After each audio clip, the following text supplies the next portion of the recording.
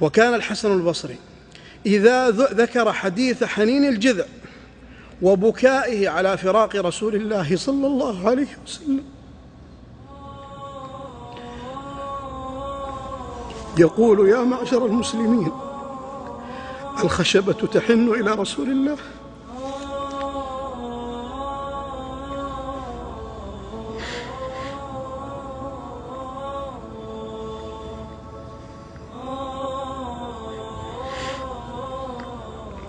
يقول: يا معشر المسلمين، الخشبة تحن إلى رسول الله صلى الله عليه وسلم شوقا إلى لقائه، فأنتم أحق أن تشتاقوا إليه.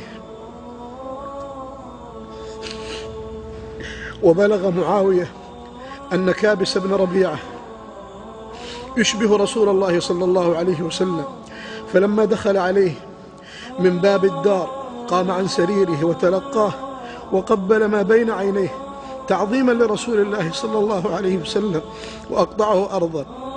ثم استمعوا أيها الإخوة إلى نبينا صلى الله عليه وسلم وهو يمدح المحبين له من بعده. قال: إن من أشد أمتي لي حبا أناسا يكونون بعدي يود أحدهم لو رآني بأهله وماله. اللهم فاجمعنا بنبينا صلى الله عليه وسلم. اللهم انتقم ممن آذانا في نبينا صلى الله عليه وسلم. اللهم اجعلنا ممن يقتدي به في سره وعلانيته، في ليله ونهاره. اللهم يا رب نسألك أن تحشرنا في زمرة محمد صلى الله عليه وسلم، وأن ترزقنا شفاعته، وأن تشربنا من حوضه شربة لا نظمأ بعدها أبدا. اللهم اجمعنا بمحمد في جنات عدن. اللهم إن كانت لنا دعوة مستجابة في هذه الجلسة، اللهم فاجعلها شفاعة لنبينا فينا، وأن تجمعنا به في جنات عدن يا رب العالمين.